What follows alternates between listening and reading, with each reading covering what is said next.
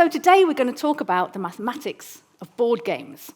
Now, play is part of being human, and archaeological evidence of games dates back many millennia across all civilizations. Some games, though, endure, and they continue to hold our interest no matter how many times we play them. And I'm going to make the case that there are good mathematical reasons why this is so. Part of our exploration can be encapsulated in the question, why are there grandmasters of chess, but not grandmasters of noughts and crosses? And the answer to that leads us to develop the ideas of mathematical complexity, which is kind of a way to measure how big a game is in some sense.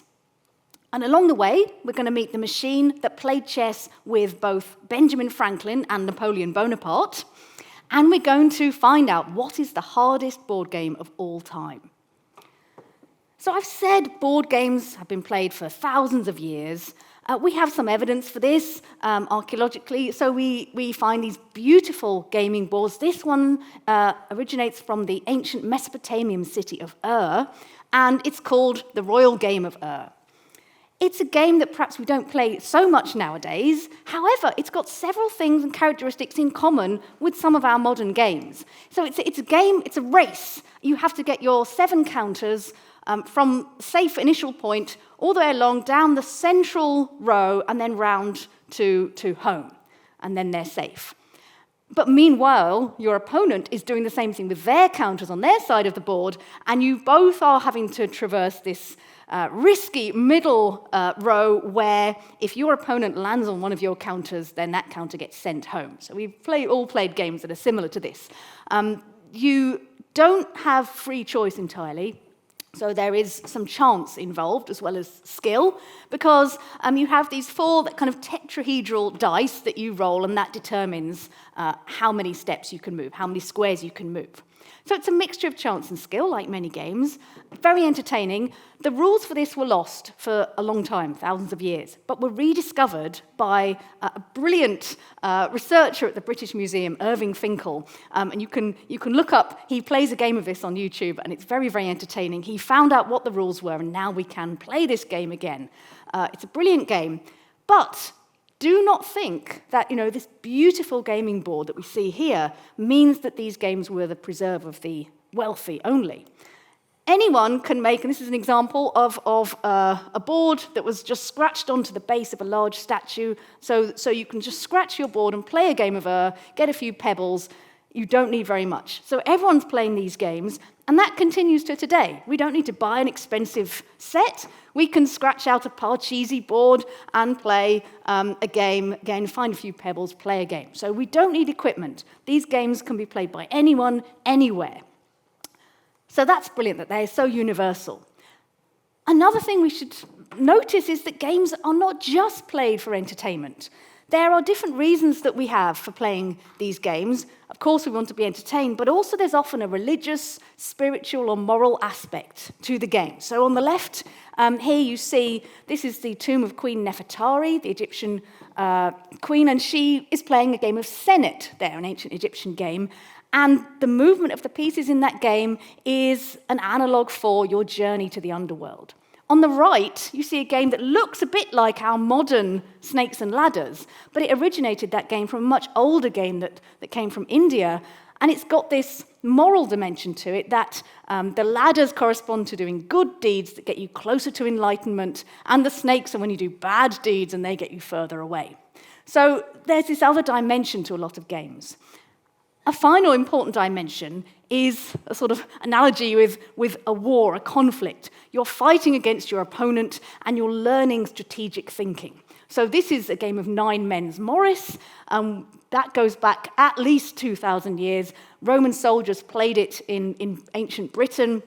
Now this game, just to give you an example board there, you each have 9 pieces and you place them on the board. Every time you make a row of 3, you're allowed to remove one of your opponent's counters. So it's a game full of strategy, a really fun game to play. If you've never played it, I recommend it strongly.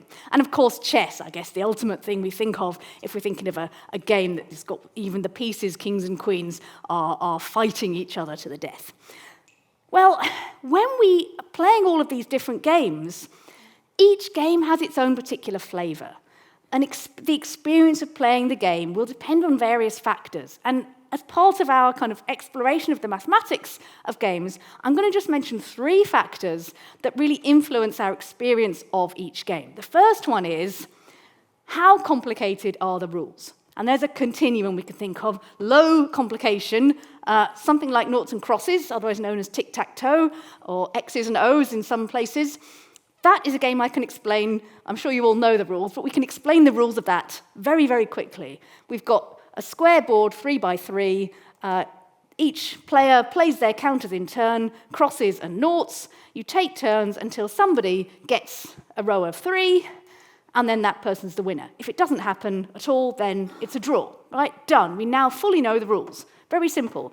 Here's another very simple game. It's called Domineering. This is a good game because you can play it probably with gaming pieces you already have at home. Take a chessboard, for example. You can actually play it on any size grid. And then the first player places a domino horizontally and will continue to place them horizontally. The second player plays vertically. They place their dominoes vertically, and you keep going, placing them wherever they'll fit. Each one covers 2 squares until somebody can't move. And the last person to place a domino wins. So at some point, the board is filled, there isn't enough space, and the last person who's actually managed to put a domino down will win. This isn't the complete game. So again, super simple rules. Very easy to learn the rules very, very quickly. So those games are at the low end of the complexity spectrum. Then a bit higher, the medium kind of games will be chess, backgammon, those kind of games where obviously we couldn't explain the rules in a minute, but if we spent an afternoon playing those games, then you'd know what the rules are, and you wouldn't have mastered them, of course, but you would at least know what the rules are. Now, there are higher levels of complication in games, and I had a look around. What might be the most complicated game with the most complicated set of rules? I think it's this.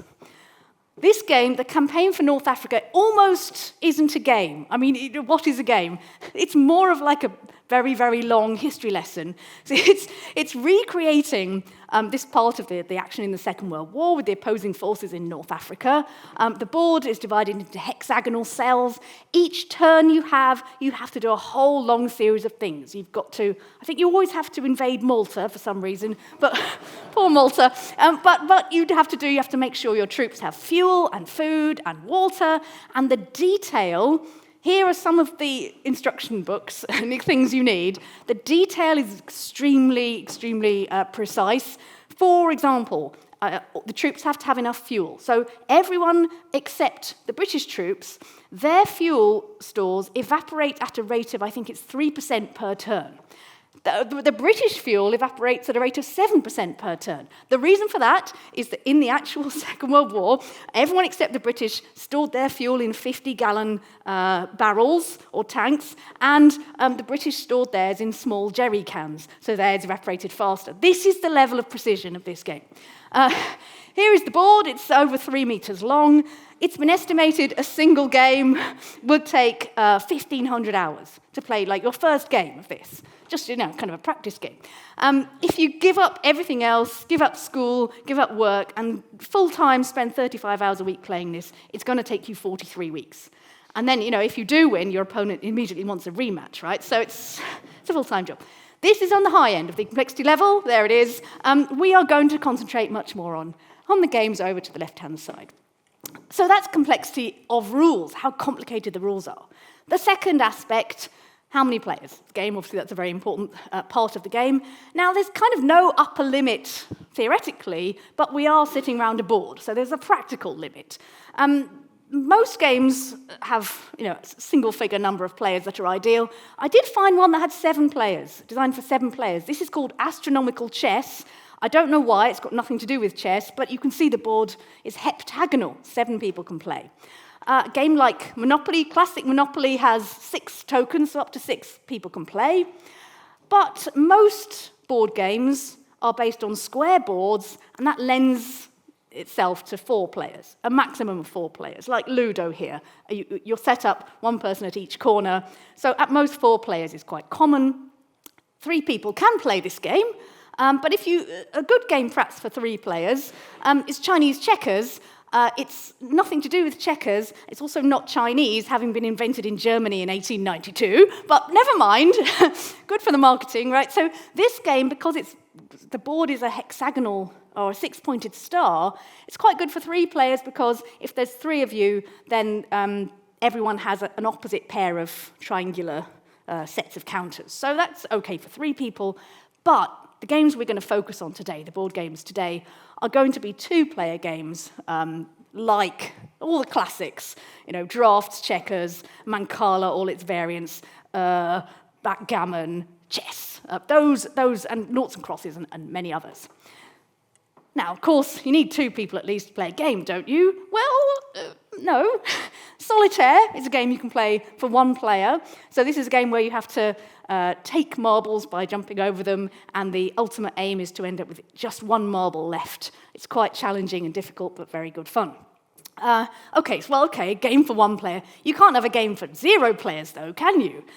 Well, I give you John Conway, great mathematician, and he invented the game of life. So this is an example of what's called a cellular automaton, actually. It's a game that plays itself, a game for 0 players. All you do is you pick an initial configuration. So that's the only input. And so the configuration is you have as large as you like square grid, and then you select some of the cells, some of the squares are going to be alive to begin with. I've coloured them green there, greenish. And then at every step, there's a precise collection of rules, there's a precise algorithm for what happens next. And so cells come alive or die according to various rules. And the rules say, it's sort of somehow mimicking a population growth. And it says, okay, if a cell doesn't have enough neighbours, it's going to die because it's too isolated. And if a live cell has too many neighbours, it will die because of overpopulation. So what are the neighbours of a cell? Well, every cell, this one here, every cell has 8 neighbours, the immediately surrounding 8 squares. So if there's a live cell and it has fewer than 2 neighbours, it dies, or more than 3 neighbours, it dies. And if the other cells that aren't live, they're dead cells, any dead cell that has exactly 3 live neighbours will become alive next time round, and everything else stays the same. So we can see what happens with this initial configuration. The live cells at the corners of the rectangle, they each have exactly 3 neighbours, so no change, they stay alive. But the ones in the middle of the rectangle, they have 5 neighbours, 5 live neighbours, and so their overpopulation, they will die. And a couple of cells, the cells immediately above and below the middle ones, they have 3 live neighbours, so they become alive. So that's the rules. This configuration now is actually quite an interesting one because this stays the same. At this point, no dead cell has exactly 3 live neighbours, and all the live cells have 2 live neighbours, so everything stays the same. So it's just fixed at that point. But there are so many amazing and interesting things that can happen in this game. This is a real object of study and interest to mathematicians. This kind of thing can happen. So in this situation, it sort of cycles periodically through the same 3 designs forever and ever and ever. You can make spaceships. This one's called a glider, and it carries on forever and ever and ever, moving diagonally down the board to infinity. You can make machines. This is a machine, it's called Gosper's gun. It fires gliders at regular intervals, forever. This is fantastic. You can do so much with this game, depending on the initial configuration. You can create machines that are self-replicating. You can create logic gates, and if you can make logic gates, you can make computers. And if you can make computers, maybe you can make a computer that plays the game of life. So there's so much fun to be had with this game for 0 players. So those are the extremes, how many players you can get. The third really crucial characteristic of any game is what proportion is chance and what proportion is skill. Here is the kind of spectrum here. At the bottom, 100% chance. You don't get to make any decisions, you just follow what the roll of the dice will tell you to do. Snakes and ladders is in that category. You don't get to make any decisions at all. In the middle there, we've got games like backgammon where there is lots of skill involved, but there's also some chance and luck because you are rolling dice to determine how many steps you can take. At the top, and this already tells us we're going to need something more than this chance versus skill spectrum, because games that are 100% skill include noughts and crosses, which obviously it's not a very hard game, but you are making all the decisions there. There's no luck involved. Connect 4 is another one, chess, so those kind of games. And these are the ones we want to consider and talk about more the rest of our time. So from now on, the board games we're going to talk about are going to be games for 2 players that do not involve chance, so it's pure skill, maybe not very much skill, but pure skill. And the final technical requirement I'll mention is that they should be games that have perfect information. What that means is the players both have access to all the information about the game. No one's got any secret hidden things. We're not playing Cluedo or anything where everyone's got a sort of different piece of the puzzle that they can see. Everyone knows exactly what's happening in the game all times. So those kind of games are what we're going to think about. And we can already see, as I've said, just knowing that a game is 100% skill, 0% chance, does not really tell us how hard that game is. We know noughts and crosses is easier than chess. So how are we going to sort of tease out those differences? Here's where we start to think about complexity. So the first measure of complexity in this context is what's called the state space complexity. And the question really we're asking there is, how many different positions can the game be in during the course of play? Because if there's only 3 different configurations we can be in, we could learn each one and we could learn what to do, and that would mean, presumably, it's quite an easy game. But if there's 100 billion squillion, that's a big number, of positions, maybe then it's harder to develop a strategy. So this is one measure. It's called the state space complexity. So we can do a couple of small examples. Noughts and crosses, how could we count the number of possible ways that the board could look? Well, we can say, okay, there's 9 squares, and at any one point, each square is either empty, it's got a cross in it, or it's got a nought in it. So there are 3 possibilities for each square. And there are 9 squares, so it's 3 for the first square, times 3 for the second, times 3, times 3, times 3, and so on. That gives you 3 to the 9 possible configurations, which is sort of 19 and a bit thousand. But that's clearly an overestimate. Why is it clearly an overestimate? Because it includes things like this that can never arise. That can never happen in a game of noughts and crosses because we alternate. So pick one to go first, but let's say crosses go first. Then we go cross, put a cross down, and then a nought, and then a cross, and then a nought. So you never get all crosses on the board. So we can count in a slightly different way. We can say, okay, we could have a completely empty board with no pieces. That's one possibility. Or what about if it just has one piece? So where can the cross go? There's 9 places it could go. So there's 9 boards that have one piece. What about having 2 pieces? Well, there's 9 places to put the cross, times 8 places, there's 1 fewer available to put the nought, so 9 times 8, 72. And you can carry on like this. The calculations get a bit more complicated, but you can carry on like this. It's not too bad, and you come out at about 6,000 possibilities. So the state space complexity we could estimate as 6,000. That's what you can do without having to think too hard. But it has to be said, there are still some duplicates and repetitions here. Oh, sorry, not repetitions, some illegal spaces here. Because this, for example, can never arise. We never get both players having 3 in a row. Because when you get 3 in a row, you've won, the game finishes. So this game would have finished when we got 3 crosses. So this can never arise, that configuration. So if we eliminate those illegal configurations and just stick with the legal ones, which you can sort of do by brute force, it's about 5,500. There's one more efficiency saving that we can make, and that is to do with symmetry. This configuration really is the same as this one, because all you've done is rotated the board. It doesn't actually affect anything about the game to do that. So there are various, you can reflect, you can rotate, and end up with basically the same game, with not any difference made to any strategy you might develop.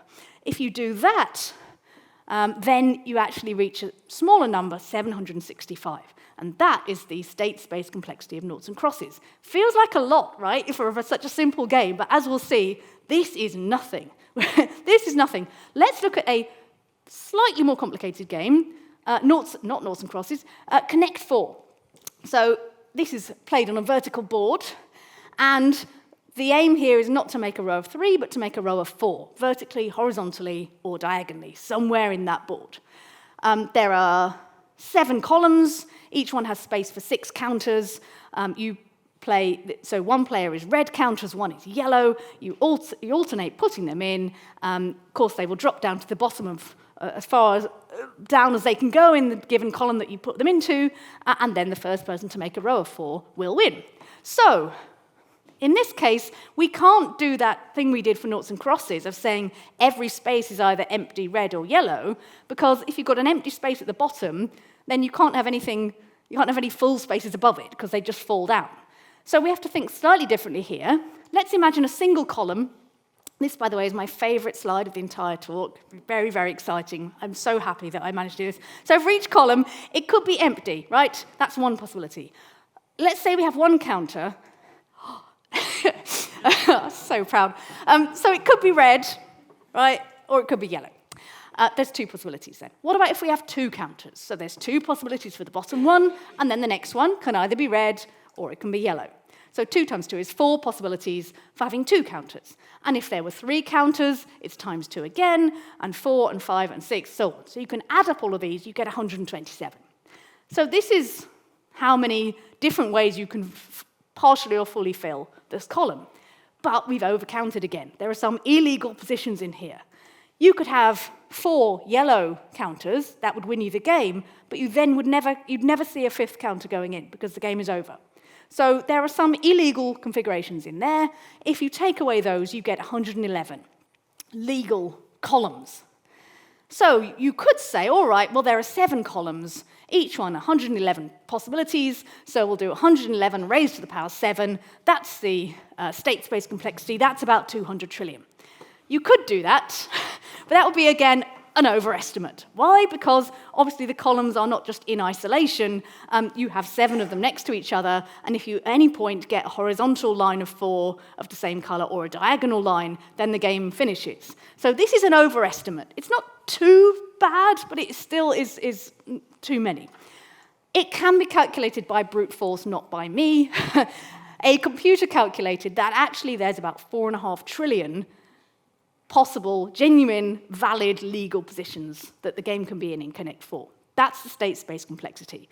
Now, normally, we can't give an exact answer. Anything much more complicated. I mean, this is already far too hard for a human to do. But, you get tired and fall over. You can't calculate an exact answer usually. So normally we just say what it is to the nearest power of 10, best estimate. So for this, it would be 10 to the power 13. For noughts and crosses, 10 cubed is the nearest power of 10.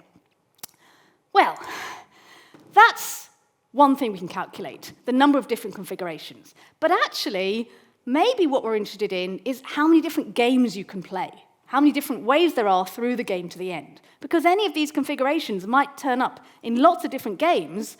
Really, if we're thinking about how we can make a strategy, we might be interested in what are the different outcomes of the game and how we get there. So the different games that can be played. And to explore that, we need something called the game tree. So the game tree, by the way, I have to warn you, mathematical trees are always upside down. Trees have branches, right? And so this is a tree because we're going to, at each point, our decision about what to do next, the possible moves, are going to be branches that come out of that point, and then we'll get smaller and smaller and smaller branches. So here's my tree. This is the beginning of a game of noughts and crosses. So, starts off with an empty board.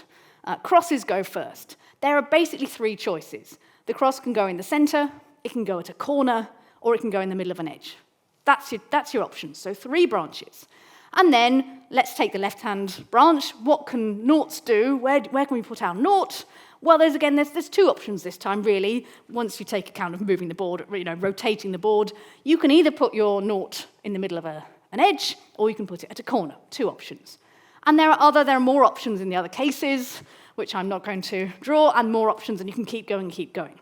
This already is too big to fit on a slide.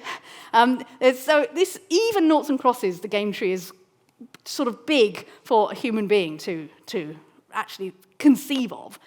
I wanted to give you a full game tree. It won't be for noughts and crosses. So I picked domineering. Remember we talked about domineering, but like on a chessboard, you can play it on a smaller board. Same rules. Player 1 places their dominoes horizontally, player 2 places them vertically. So if you are playing a game of 3x3 domineering, there are just 2 choices really for where you can put your first domino. you can rotate the board, yeah, and reflect it, but basically either you can put your domino along an edge, or you can put it so that it covers the center square. Those are your options. Now, let's focus in on the left-hand side, the left-hand fork of this.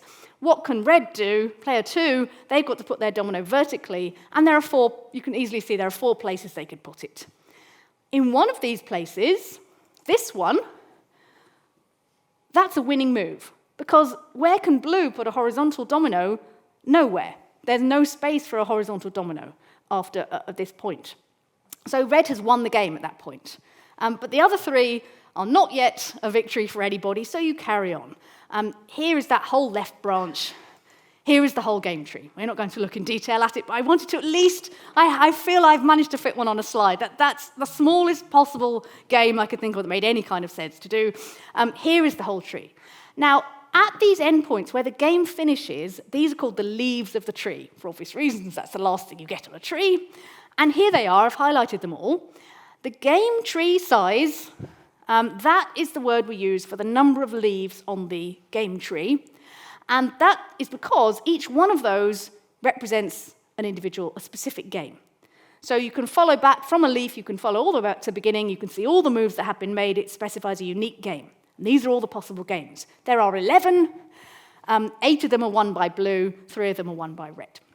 So that's the game tree in this very, very tiny example. 11 games are possible. There's a related concept which I intend immediately to conflate with game tree size, and it's game tree complexity. It's slightly different because this is the number of leaves on the smallest part of the game tree that allows to fully determine the outcome if everyone's playing optimally. So not just sort of moving at random, maybe you choose the best move in each case. As we saw, if red chooses that particular move, they can win straight away on their first move. So we don't really worry about the other little bits of the tree. However, often, in fact, almost always, we are having to estimate this. We don't know this, so we say we'll estimate it by estimating the game tree size, the total number of leaves. That itself is also an estimate, almost always. And so I'm basically, as I said, I'm going to essentially treat these as if they're the same thing, because almost always our estimates are estimates for both of those. Okay, so here's a few little examples. Game tree complexity. So 3x3 domineering, 10 to the power 1. As I said, we always pick the nearest power of 10. Noughts and crosses, 10 to the 5. And the exact number is there. I've said assuming arbitrary stupidity. You don't even notice that your opponent has 2 crosses already, and you should fill in the gap there. I'm taking account all possible moves. You're most absent-minded and not paying attention. This is the size of the game tree. Connect 4, bigger, 10 to the 21. Possible games of Connect 4. 8x8 domineering, the full-size one, bigger than that even, 10 to the 27. So it grows very quickly. We can see why at some point we approximate. We do not want to count actually the exact number of games of 8x8 domineering or whatever it is. So this is all interesting stuff. But of course, when we play a game, we usually want to win. Can this help us win? Can we use all this stuff for the game tree complexity to find a winning strategy? Well, if you happen to actually have the whole game tree, then yes, of course you can. Say you're blue, you're the first player in 3x3 domineering. Look at the right-hand branch of that tree. You can see every outcome there is a win for blue. So to win this game, all blue needs to do is make sure they're in the right-hand fork. In other words, their move should be cover the central square, and that will win for them. So we can find a strategy if we have the whole game tree by just sort of looking at what the best option is at any moment. Normally we don't have the whole game tree because they get very, very big. But this game, we could say absolutely, this is a solved problem. So we say a game is solved if we know how to get the best outcome possible. We might not always be able to win. Maybe we can force a draw at least. But that's what we mean by saying it's solved. However, there are little qualifiers to the word solved. There are 3 kinds of being solved. You can be strongly solved, like 3x3 domineering. That means you can be parachuted into the game at any point, whatever's happened so far, and there'll be an algorithm that tells you how to make the best of it. You might not always be able to win, but how to make the best outcome, starting from any point. Weakly solved is there's an algorithm known from the start of the game. that will give you the best outcome you can achieve. And then there's this weird category, ultra-weakly solved, which says there is an algorithm which will allow the best outcome from the beginning of the game, but we don't know what it is. How can that be? Well, we'll come back to that. So examples of strongly solved games, 3x3 Domineering and Connect 4, both strongly solved. 3x3 Domineering, we already know the strategy. It's try and cover the central square. And actually works for red as well. If blue fails to cover the central square, if red then does cover the central square, red will win. So that's a full strategy that works throughout the game. Connect 4, I am not going to tell you the full strategy, because although the first player can guarantee a win, it will take up to 41 moves for them to do that. So I'm not going to talk you through those 41 moves, but I will just mention that it's crucial what you do first. So that little kind of schematic there tells you if the first player plays the middle column, then they can force a win. If they go in either column immediately adjacent, they can only guarantee a draw. And if they go in any of the 4 outer columns, the second player can guarantee to win if they're playing optimally. So those are strongly solved. Some weakly solved games we know about, drafts, aka checkers, Nine Men's Morris. Those are both weakly solved as a strategy from the start of the game. What about this ultra-weakly solved thing, which is so weird? Well, I'm going to present to you, this is going to be a brilliant game. If you've never played this, it's the only game I know of that involves eating the board as you go along. Be careful what your board is made of. So this game is called Chomp. You have a rectangular board of some dimensions you can determine in advance. And the idea is when it's your turn, you eat a square, and then you have to eat all the squares below it and to the right. So you keep going, doing that as an example game here, and we all know it's really rude when you're sharing a bar of chocolate to be the one who eats the last cube, yes? That's really rude. So as a penalty for this, terribly rude behavior, the person who eats the last square loses the game. Okay, so this game you either win or you lose. I claim that there is a strategy that will allow player 1 always to win. There's no draw in this game because someone will end up eating this square. But I don't know what the strategy is. This may not be very helpful. But we can prove that there is one. And what you do is this. Let's say that's not true. Let's say that player 1 doesn't have a strategy like this. So that means player 2 could force a win. If player 2 could force a win, then they've got a strategy that whatever player 1 does, they've got something that they can counter that and ultimately win. Okay, so what player 1 will do is this. Say, okay, if my first move is to eat the bottom right-hand square, then player 2, we know by our assumption, which is going to turn out to be wrong, by this assumption, is going to have a counter to that, some counter move X, we don't know what it is. Now, what player 1 is now going to do is to steal that strategy. Player 1 steals that strategy, and instead, they don't open with bottom right-hand square, they begin with move X, and obviously have the rest of the strategy in mind. So you might think, okay, it looks like they're in the same position now that player 2 would have been in and player 2 can win, but maybe it's not because the bottom right-hand square is already missing, so maybe it's not identical. However, in this game, remember, whatever square you eat, you always eat all the ones below and to the right.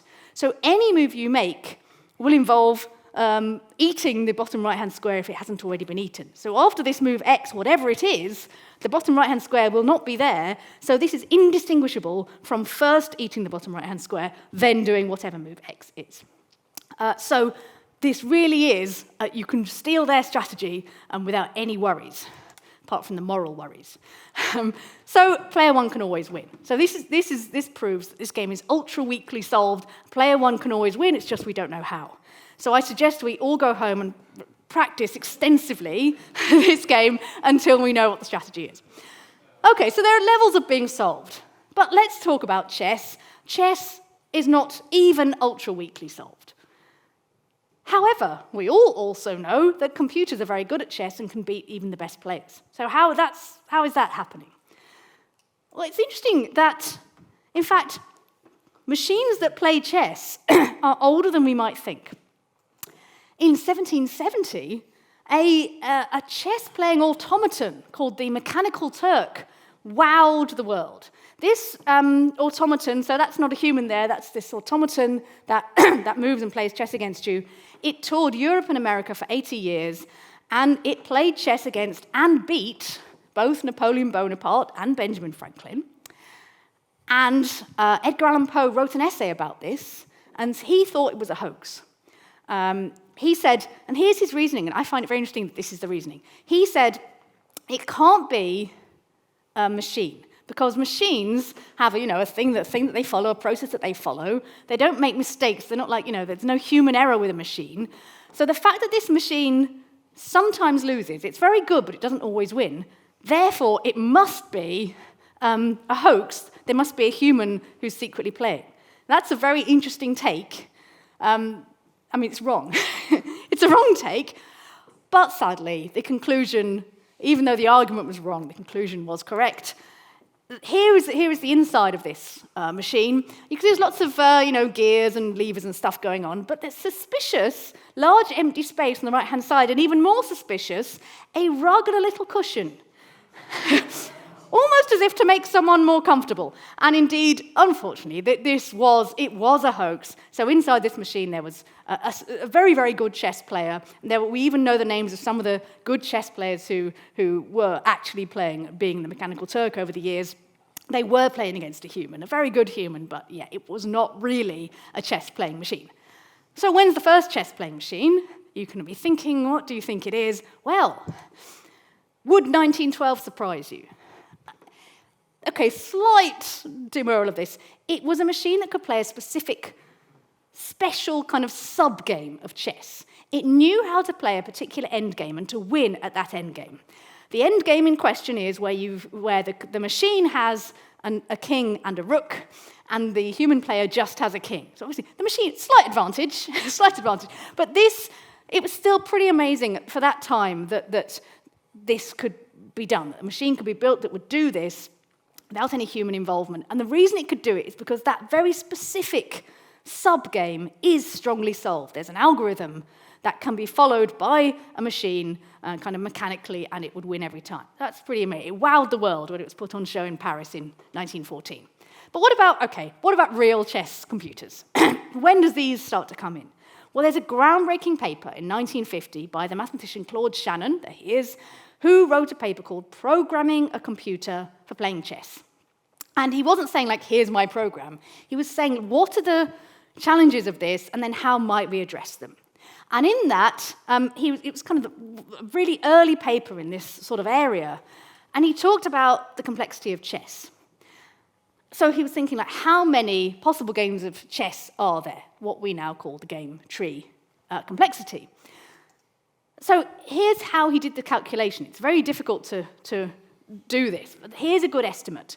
So the first thing you need is what's called the branching number. When you're playing a typical game, think of the game tree, how many branches are coming out of each node, on average? So it's not always exactly 30, but the average number is 30. It might be less at the end of the game when you've only got your king left or whatever, but on average, during gameplay, it's 30.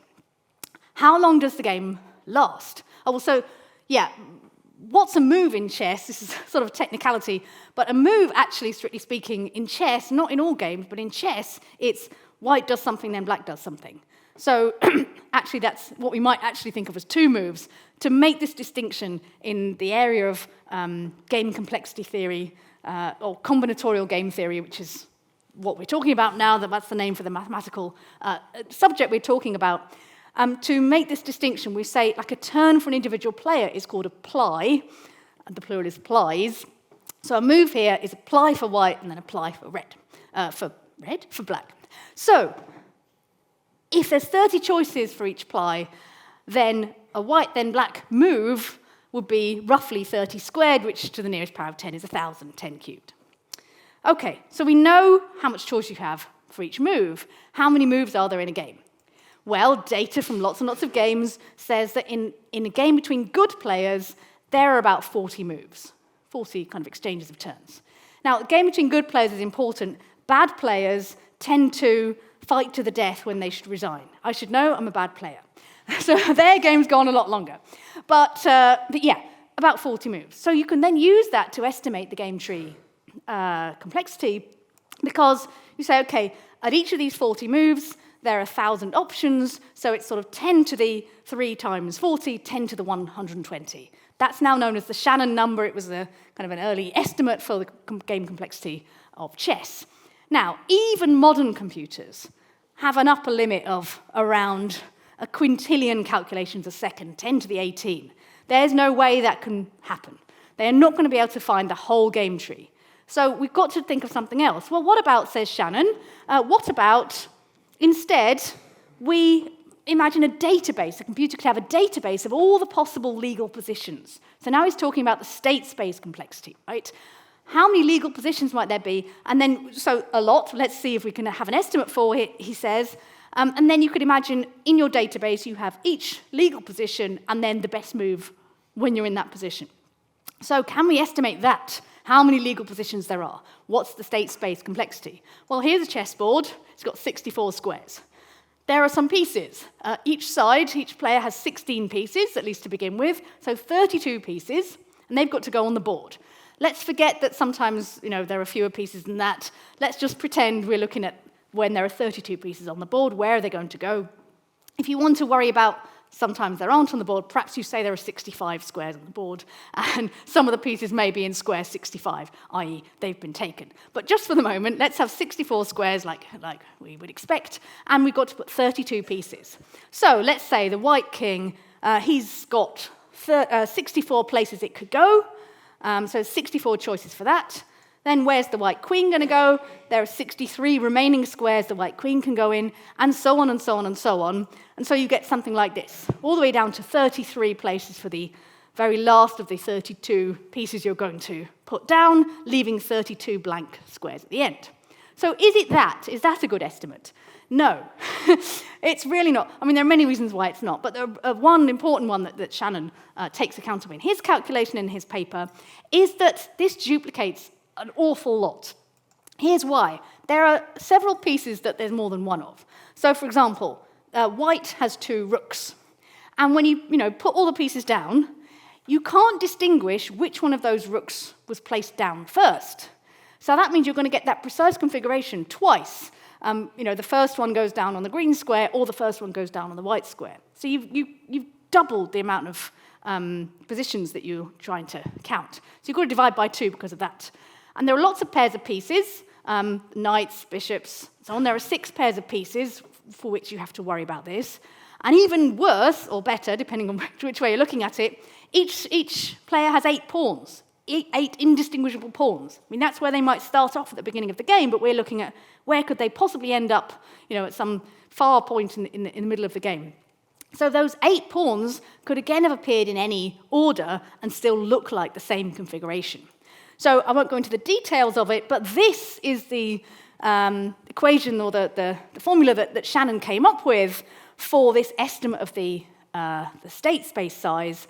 So you've got that 64 times 63 all the way down on the top, but then you're dividing by 2 6 times because of all those pairs, and then you're dividing by this thing 8 factorial, which if you don't know what 8 factorial is, don't worry about it, but that takes account of the pawns. And there are 2 sets of pawns. That's why it's squared. So this is the calculation Shannon did, and that comes out at about 10 to the power 43, which again is a big number, very big number. And even if you were able to put each individual position and what to do next on one single atom of silicon, your computer that can store all this information is going to have to be quite heavy because 10 to the 43 atoms of silicon weigh 600 trillion tons. So no, that's not going to work either. Okay, but we're still sitting here saying we know there are chess-playing computers. So Shannon says, okay, don't despair, thank you. There are things we can do. What can we do? We can't learn the whole game tree, but we can think a few moves ahead. We can calculate the next few levels of the game tree from where we are. Maybe 3 moves, so 6 plies. So each player has 3 goes. Now that feels like not going to be too awful, too big. Actually, it does get quite big. So even from the beginning of a game of chess, if you do white moves black, white, black, white, black, that already, think of what it might be. How many different games have we created by doing that? 119 million. Even with that, it's crazy. Actually, some of those have already finished, right? If Fool's Mate can be done in a very few number of moves. But yeah, 119 million games just in 3 moves. So this is still a lot, but computers can handle these big numbers. So that's one thing you do. Look a few moves ahead and pick the best move based on what, though?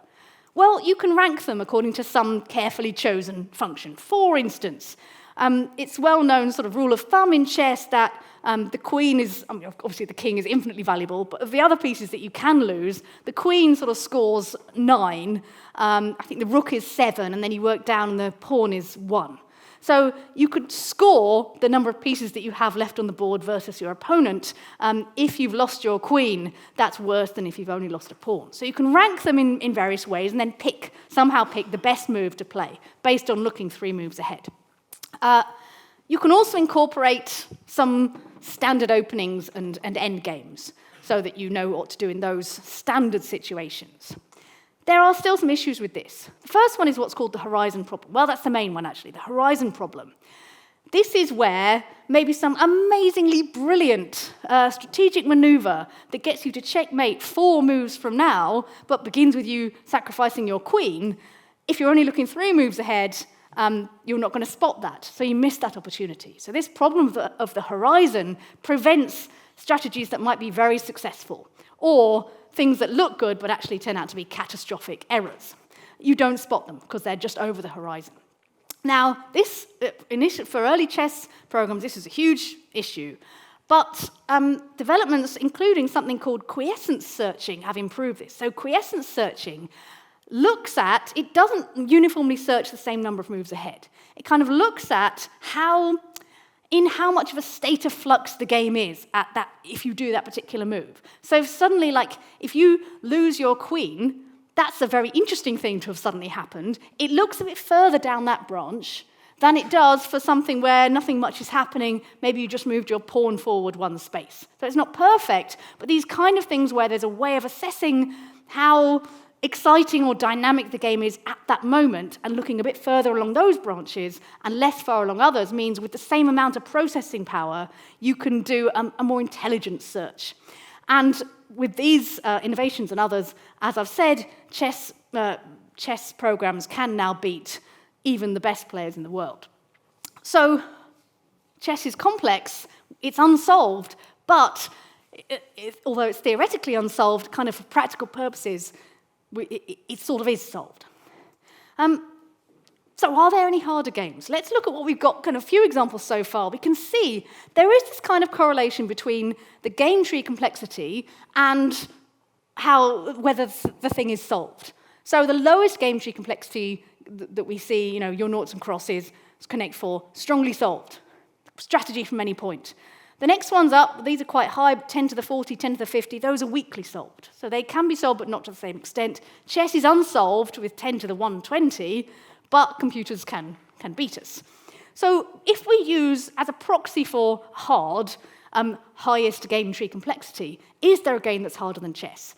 Now, there are some games, but I'm not going to talk about them. I've got sort of 5 minutes. I'm going to talk about a particular game that is played by millions of people. I'm not going to talk about infinite chess or billion by a billion domineering. Yes, those would have higher complexity, but no one's playing them. One game that people do play is Go. This is a very ancient game. You play it on a 19 by 19 grid, but it's not 19 squares, it's 19 lines. And you put your stones, the counters are called stones, on the intersection points there, on the points, the grid points. And this game, it's a strategy game. The aim is to capture territory. So just little examples. Beginners are advised usually to play on a 9 by 9 grid, i.e. essentially like a chessboard. You've probably got one of those already. So what you do is you try and capture territory. Black goes first, then white. You alternate. You put your stones on the grid points, and you try and capture territory. So at the end of the game, anything that is completely encircled by either your colour stones or the edges of the board is yours. You can also take prisoners. So that thing, that letter A there says at some point in the game, this is a finished game that we're just showing you, at some point in the game, there was a white stone there, but then black engulfed it, as you can see happening in the right 2 pictures. And when that happens, when black or white completely encloses a counter of another colour, it takes it prisoner. So at the end of the game, you count up how many points of territory you've got, and add on any prisoners you've got. You get a total. In this example, black has 16. But white, even though white has no prisoners, white has more territory. So white wins by 1 point, in this example. Now, there are some subtleties, which I'm not going to talk about, that prevent things like constant flip-flopping between two states where you constantly are taking a prisoner and then being captured and losing a person and then winning a person again. So the Ko rule, for example, deals with that kind of situation to avoid an eternal game. That comes from, I believe, the Japanese word for eternity. So this game then, Go, how complex is it? Oh, by the way, yes, plug for British Go Association. Or see association in your country, wherever you're watching this. But those diagrams come from their website. They kindly allowed me to use them. And there are loads of people across the world who play Go. So if you're interested, there you will find many friends who will play with you. So how complex is Go? Let's do a comparison with chess. State space complexity of Go, so the number of possible configurations. Chess was about 10 to the 43. What about Go? It's got so the little Go board there, 9 by 9, that means there are 81 places, 9 squared, 81 places that you can put counters. Each one at any point is either empty or has a black stone or a white stone. So 3 choices, 81 points. That's about 10 to the power 38. Not too far off chess. But 19 by 19, which is the standard size, now there are 19 squared places you can place your counters, and 3 to the power 361, which is 19 squared, is about 10 to the power 170. A 1 with 170 zeros after it. Way, way, way hugely more complex state space than chess. What about the game space complexity? Chess, 10 to the 120, that's Shannon's number. In Go, you can do the same kind of estimate. This time, an average Go game lasts 150 plies on average, and the branching number this time is ridiculous. There are, on average, 250 moves you can make.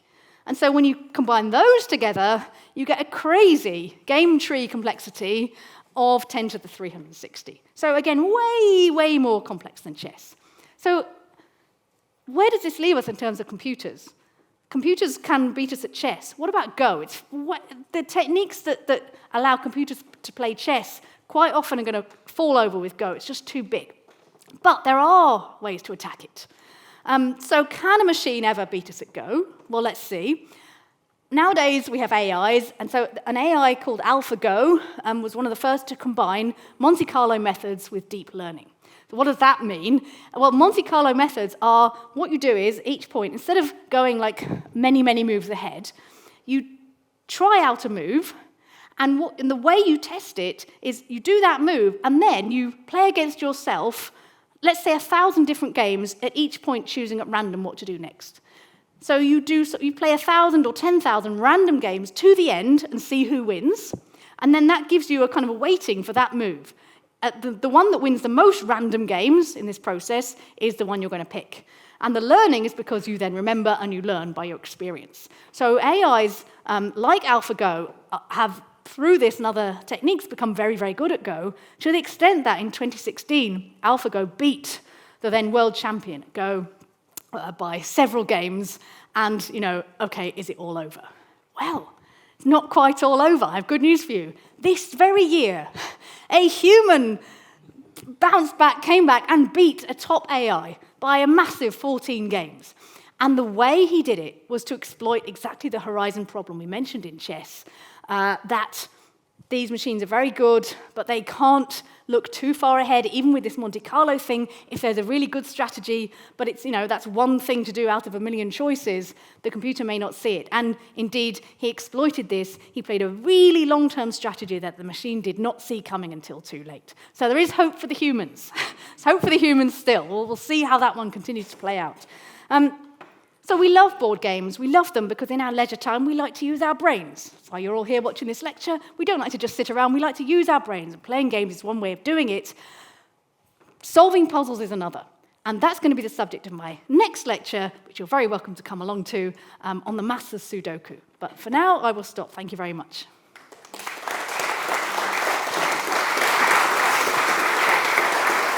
Okay, so we've got time for a couple of questions. Remember, if you could use the Slido, and the good news is if we don't get time to get to the questions, if you send them to Slido, there might be a chance that we'll be able to come back to Sarah a bit later on with our podcast series, Any Further Questions. So don't worry, we will try, if you've got a burning question, we will definitely try and get it to Sarah one way or another. However, we do have a couple of questions to start off with now, Sarah. So I'm going, where is it? Here we go. So we have one question. Are quantum computers likely to be able to solve chess? And to which I think we could safely add Go there too. Now, I don't know how au fait you are with quantum computing. So, when I was researching this talk, that exact question occurred to me, and I thought, maybe it's like we hear they're going to, smash cryptography, quantum computers. So I had a little look at this, and it seems that, in fact, not necessarily.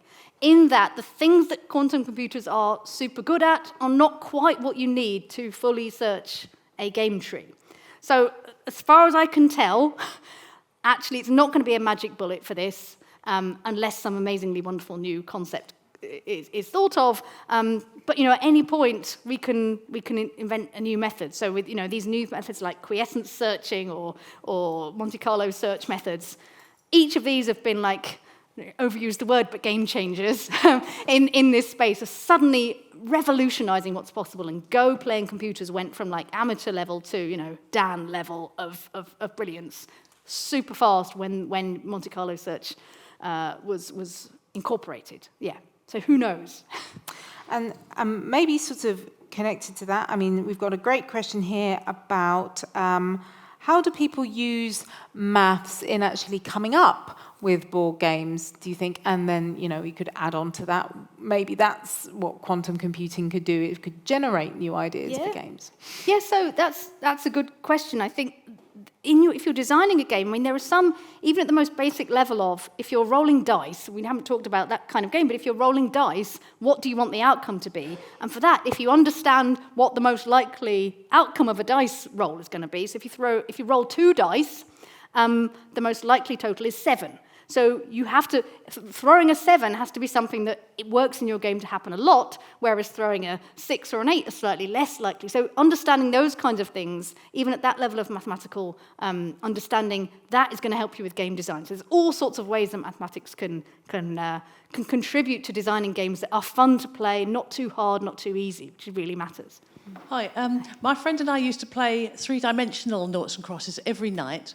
Until we'd got to the stage where whoever started always won. So I'm assuming that is strongly solved. Yes, yeah. But I think how many dimensions would you have to go up to until it's not? Well, now. How many dimensions have you got space for in your house? So if you have a handy Tesseract, it'd be fun to see it the 4-dimensional version. All of these games, you can make bigger. So you can make a game where instead of getting 3 in a row, you have to get 4. Or the board is much bigger. Or, as you say, you can go up higher dimensions. And even, so infinite chess that I mentioned, that isn't a joke. There really is a game of infinite chess. You have an unlimited square board. You set up your chess kind of configuration as normal, but then the pieces can move however they can move. So a pawn can still move 1 forward, but the queen can go as far as she wants in any direction. So that is a game, and that's going to be very, very hard, and certainly is not solvable. Well, I shouldn't say that. It's not solved yet, let's say. Yeah. So we play a game at home called Prison Rules Scrabble, which is quite similar. It means that anything goes. Very weakly solved, that one, I think. So we have an inquiry here. Why didn't you mention hex? I know, I knew this, yes. So hex is a very well-known game among mathematicians in the community of combinatorial game theory, I think it's fair to say. So this is a game that it's, I believe, ultra-weakly solved, that there's a known strategy, and you can do it by this strategy stealing method on a big enough board. But I didn't mention it because I wanted to concentrate on games that most people would have played or be at least a little bit familiar with, and hex is less so. There are brilliant resources on hex online, and yeah, it's a very fun game, hex, because of the hexagonal array. But yeah, I just focused on the games that most people will know, I guess. What is meant by a game being Turing complete? Right. Well, I think that what it means is that it is hard to... You can't quite prove that these things are impossible to solve because maybe something comes along and we can do it. But it is equivalent to other problems that we know are very difficult to solve, and there's no algorithm that can do it within a reasonable length of time, let's say, without getting too technical. So probably that is what is meant by that. Okay, and then we do have just one which may be more of a comment, but... someone interested in why the hexagons in the campaign of North Africa, which is quite possibly the most scary game I've ever seen. That's Christmas taken care of. And by the way, have you found In the heart of the sea, Nathaniel Philbrick. Okay, no to the second question, but I will obviously be looking that up right now. Why are there hexagons? It's actually because, so what are your choices if you want things to fit together seamlessly? You could either have, I mean, this is sort of the mathematics of how shapes fit together, but you could either have squares, or you can have hexagons, or you can have equilateral triangles. So I don't know exactly why hexagons were chosen over squares or triangles, but that is basically, you've got three options, really. Yeah. Brilliant. Okay. Well, please join me in giving a really warm thanks to our speaker today, Sarah Hart. Thank you.